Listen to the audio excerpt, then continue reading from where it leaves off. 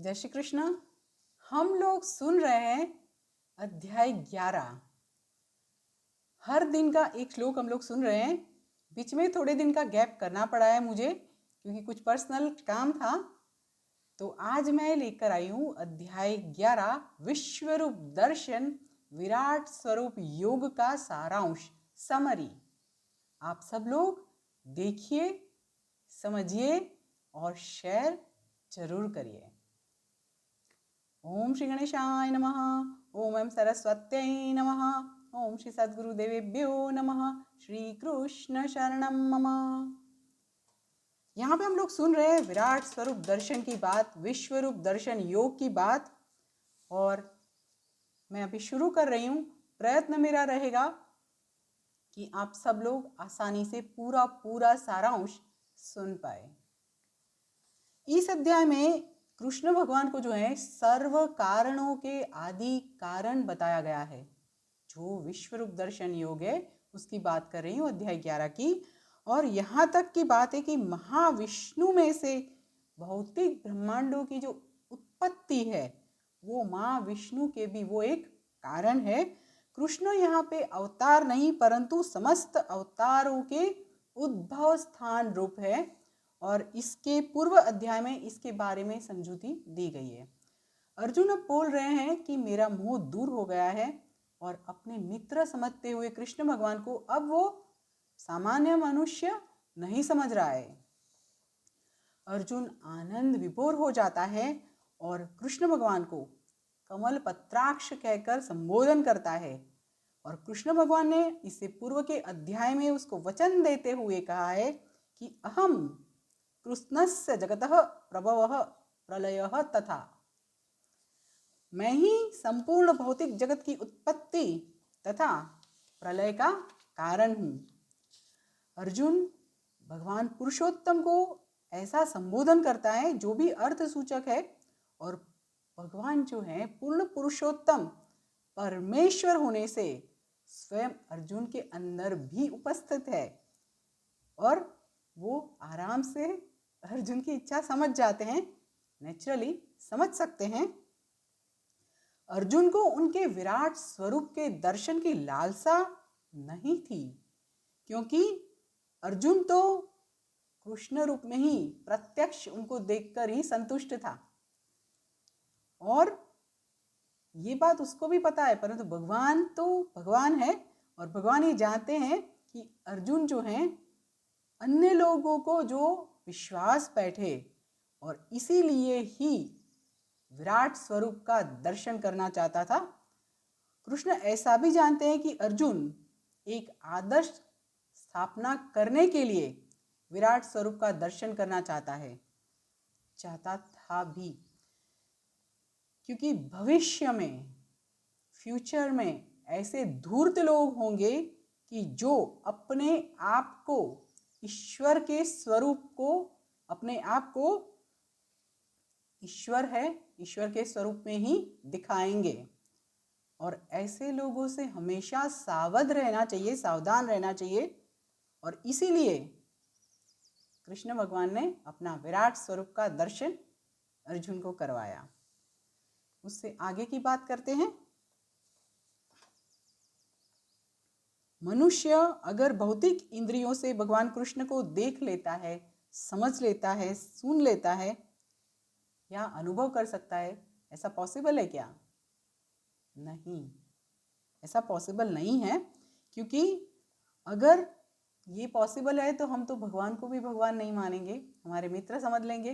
परंतु कृष्ण भगवान जो है उसके लिए अर्जुन को पता है कि ये भगवान है और वो अपनी आगे की बातों में बताएगा कि मैंने तो आपको मित्र के रूप में बहुत कुछ बोल दिया है।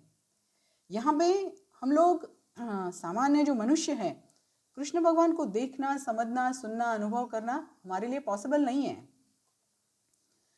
और मनुष्य अगर भगवान की दिव्य प्रेम से भरी हुई सेवा में अपने आप को डुबो देता है तो अवश्य भगवान के दर्शन की वो अनुभूति तो कर ही सकता है। कोई सामान्य मनुष्य जो है ये विश्वरूप का दर्शन पा सके, कृष्ण भगवान के विश्वरूप का दर्शन पा सके, ये शक्य नहीं है। परंतु अगर श्री कृष्ण भगवान के द्वारा ये शक्ति दी जाती है तो ही शक्य है। अर्जुन जो है कृष्ण भगवान का अंतरंग मित्र भी है तथा विद्वानों में भी बहुत ज़्यादा उन्नत था। फिर भी वो कृष्ण भगवान के लिए जानने के लिए समर्थ नहीं था। कोई भी मनुष्य एक ही स्थान में बैठे बैठे समग्र ब्रह्मांड को नहीं देख सकता है, परंतु यहाँ पे अर्जुन जो है कृष्ण भगवान की कृपा से सभी चीजें, सभी वस्तुएं एक साथ देख सकता है। शुद्ध भक्त को, शुद्ध सामान्य भक्त को कृष्ण भगवान के द्विज स्वरूप के सिवा अन्य कोई रूप देखने की इच्छा ही नहीं होती है। देख ही नहीं सकता है, देख ही नहीं पाता है, और अगर देख लेगा ये असंभव है तो फिर अर्जुन जैसी हालत हो जाएगी। जो भी सारे भक्त कृष्ण भगवान के साथ में दिव्य संबंध में योग्य तरह से स्थित है, डूबे हुए हैं, वो भगवान के अलग अलग प्रेम भरे स्वरूपों से आकर्षित होते रहते हैं। और यहाँ पे कृष्ण के बाल मित्र, कृष्ण के सखा और कृष्ण के माता पिता कभी भी ये बात नहीं सोचेंगे, सोचते थे, कोई भी माता पिता नहीं सोचेंगे ना, तो ये भी लोग नहीं सोचते हैं, नहीं उनकी इच्छा है कि कृष्ण अपने ऐश्वर्य है वो सभी को दिखाए, क्योंकि कृष्ण जो है पूर्ण पुरुषोत्तम परमेश्वर है और वो ऐश्वर्य सभी को नहीं दिखाना चाहिए। वो नेचुरली उनके बाल मित्र, उनके सखा और उनके माता पिता ये इच्छा रखते हैं कि वो अपना सही स्वरूप किसी को नहीं दिखाए और अपने आप में संभल के चले।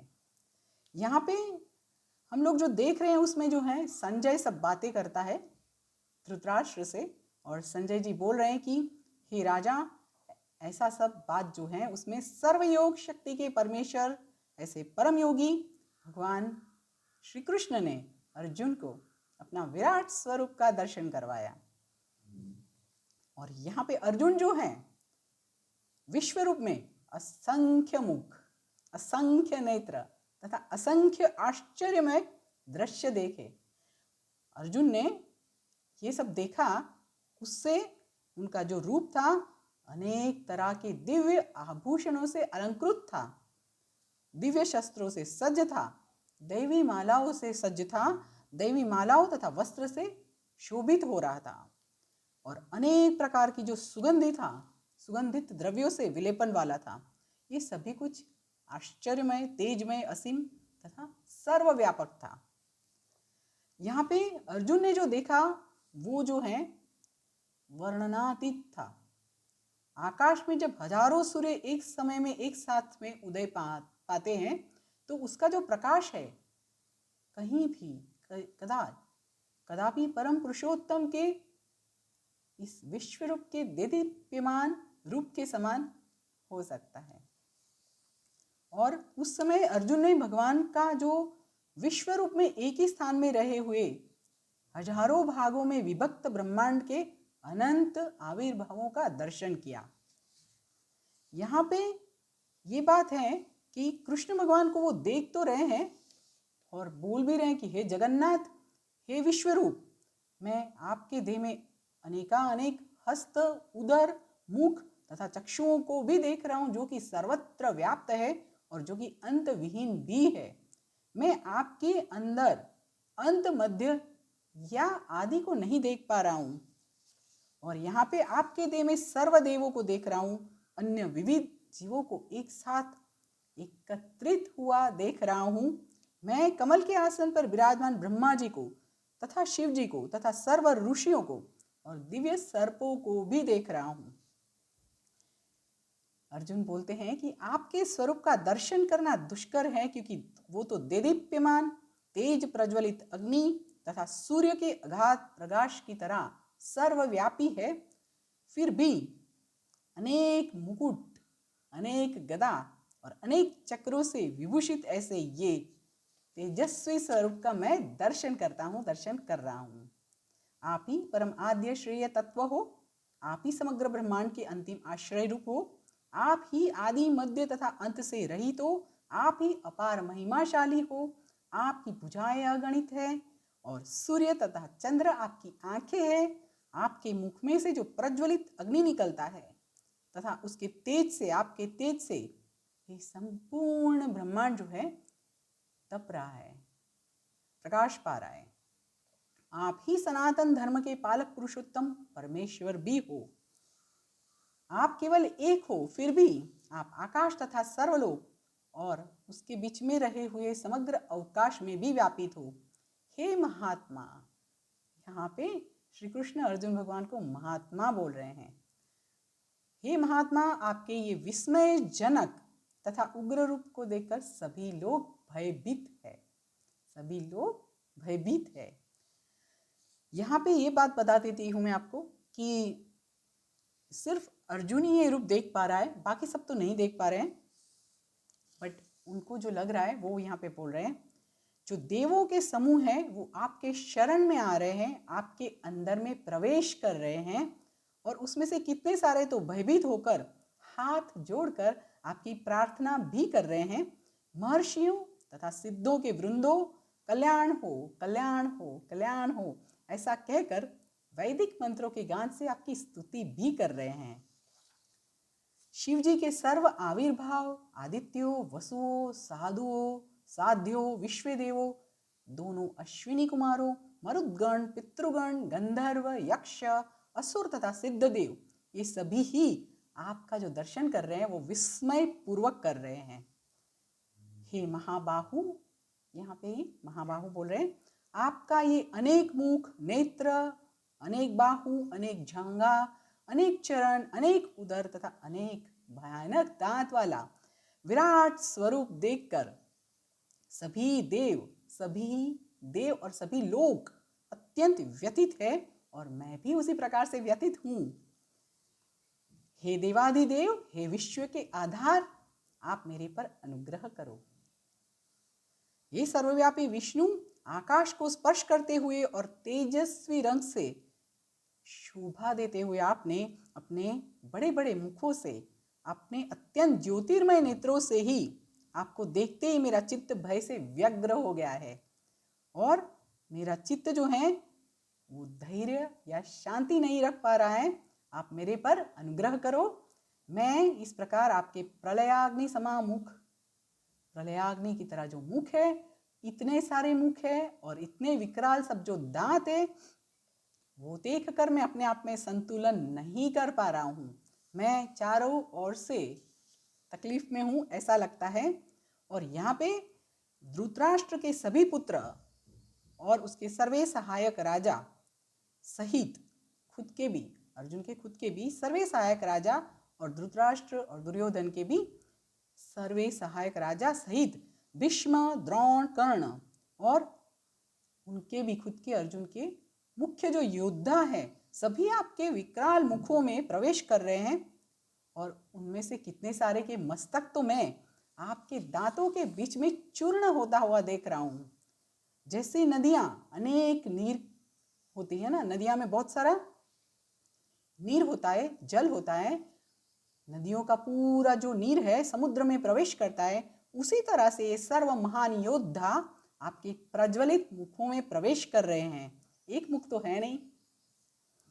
जैसे अपने विनाश के लिए सब, अपने जब होता है विनाश के लिए सब अग्नि में कूद पड़ते हैं, तैसे ही और वैसे सभी लोग पूरी एक स्पीड से, पूरे वेग से अपने मुखों में, मतलब कृष्ण भगवान की बात हो रही है, तो आपके जो मुख है एक साथ इतने सारे मुख में सब लोग, मुखों में सब लोग प्रवेश कर रहे हैं। हे देवाधिदेव, ऐसे उग्र रूपधारी आप कौन हो, मुझे कृपा करके बताओ। मैं आपको नमस्कार करता हूँ, कृपा करके आप मेरे ऊपर प्रसन्न हो। आप आद्य भगवान हो। आपके लिए मैं कुछ ज़्यादा ही जानना चाहता हूँ। आपकी इस लीला प्रवृत्ति से मैं बिल्कुल अनजान हूँ। तब जाके श्री भगवान बोलते हैं, कृष्ण भगवान बोलते हैं, सुनते हैं, पूर्ण पुरुषोत्तम परमेश्वर बोलते हैं कि मैं सर्व विश्वों का महाविनाश करने वाला काल हूँ। मैं यहाँ पे सभी लोगों का, मनुष्यों का नाश करने के लिए आया हूँ। आपके सिवा यानी पांडवों के सिवा दोनों पक्ष के तमाम जो योद्धा है वो नाश पाएंगे। और इसीलिए तुम उठो, भगवान अर्जुन को बोलते इसीलिए तुम उठो, युद्ध करने के लिए कटिबद्ध हो जाओ और अपना यश प्राप्त करो। तुम्हारे शत्रुओं को तुम जीतो और समृद्ध राज्य को भुगतो, समृद्ध राज्य पे राज्य करो।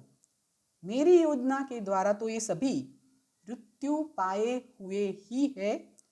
हे सव्यसाची, तुम तो सिर्फ निमित्त मात्र हो इस युद्ध के। द्रोण, भीष्म, जयद्रथ, कर्ण तथा अन्य महान योद्धा पहले से ही मेरे द्वारा तो हनन हो चुके हैं और इसीलिए तुम उनका वध करो, लेश मात्र व्यथित हुए बिना। मात्र युद्ध करो और युद्ध जो है उसमें तुम अपने शत्रुओं को परास्त करोगे। पूर्ण पुरुषोत्तम परमेश्वर ही हर एक योजना के कर्ता और हर्ता होते हैं।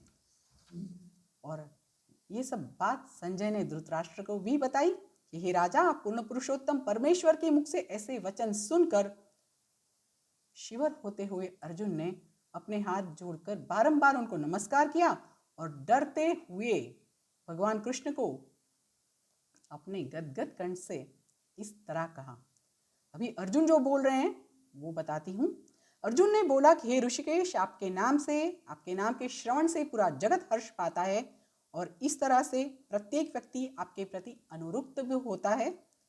सिद्ध पुरुष आपको सादर नमस्कार कर रहे हैं, परंतु असुर जो है वो भयभीत है और वो चारों ओर भाग रहे हैं और यही योग्य है।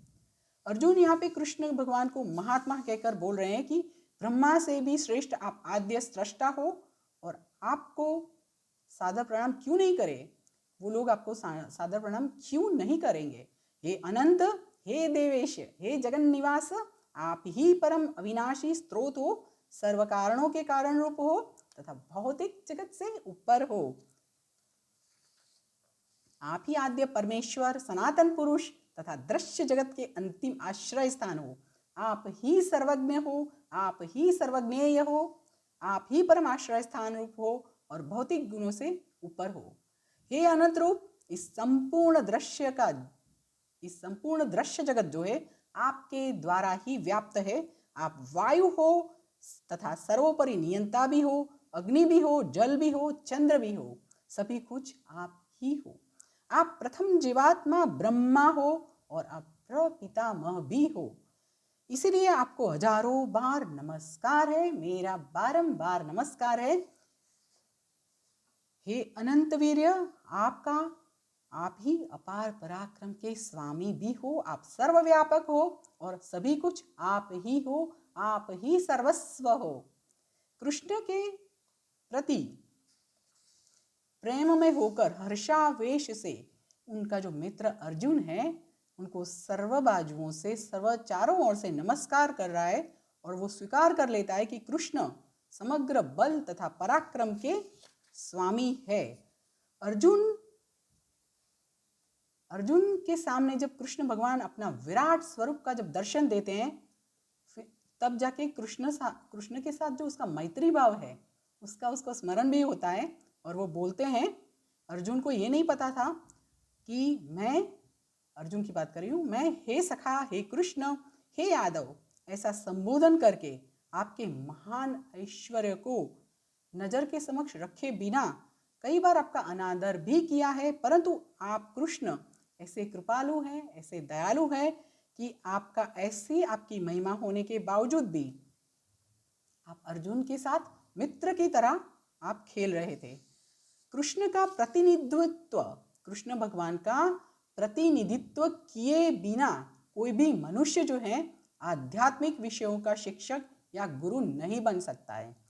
यहाँ पे मित्र है अर्जुन, फिर भी अर्जुन अपने मित्र कृष्ण भगवान से माफी मांगते हैं और यहाँ पे जैसे पुत्र के द्वारा पिता पूजनीय होते हैं ऐसे ही पूर्ण पुरुषोत्तम परमेश्वर कृष्ण पूजनीय है, सद्गुरु है। कृष्णम वंदे जगत गुरु। तो यहाँ पे कोई भी सद्गुरु जो हो वो कृष्ण से प्रारंभ हुई गुरु परंपरा का वंशज होना जरूरी है। कृष्ण का प्रतिनिधित्व किए बिना कोई भी मनुष्य आध्यात्मिक विषयों का शिक्षक या गुरु नहीं हो सकता है। उनसे चढ़कर बढ़कर कोई नहीं हो सकता है। और इस बात का उल्लेख श्वेताश्वतर उपनिषद 6.8 में हुआ है। न तस्य कार्यम करणं च विद्यते न तत्समश्चाभ्य दिगश्च दृश्यते। और भगवद गीता के 4.9 में, जो कि मैंने रखा हुआ है, उसमें बताया है जन्म कर्म च मे दिव्यम एवं यो वेत्ति तत्वतः त्यक्त्वा देहम पुनर्जन्म नैति मामेति सो अर्जुन।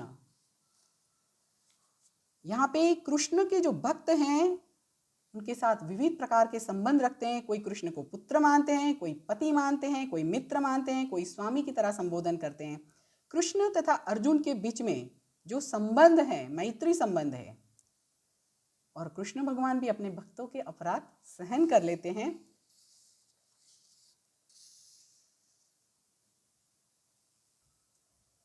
यहाँ पे अर्जुन बोल रहे हैं कि मेरे लिए अभूतपूर्व ऐसे आपके विश्व रूप का दर्शन करके मैं आनंद विभोर हुआ हूँ। आप मेरे ऊपर प्रसन्न हो जाओ और पूर्ण पुरुषोत्तम परमेश्वर के रूप में आपके भगवत स्वरूप की पुनः दर्शन दीजिए। हे विश्वरूप, हे हजार भुजाओं वाले प्रभु, मैं आपके मुकुटधारी चतुर्भुज स्वरूप का दर्शन करना चाहता हूँ। ऐसा अर्जुन बोल रहे हैं, जिसमें आपके मस्तक मुकुट, आपकी भुजाओं में शंख चक्र गदा तथा पद्म धारण होता है, वैसे रूप का दर्शन करने की मुझे इच्छा है। और फिर परमेश्वर बोलते हैं, भगवान बोलते हैं कि मैं प्रसन्न हुआ, मैं प्रसन्न होकर मेरी अंतरंग शक्ति के द्वारा तुमको इस भौतिक जगत में मेरे इस विश्वरूप का दर्शन करवाया, विराट स्वरूप का दर्शन करवाया। इससे पहले अन्य किसी ने ये अनंत तथा देदीप्यमान तेजोमय आद्य रूप किसी ने अभी तक देखा नहीं है। इस संबंध में दिव्य दृष्टि को स्पष्ट तरीके से समझनी चाहिए।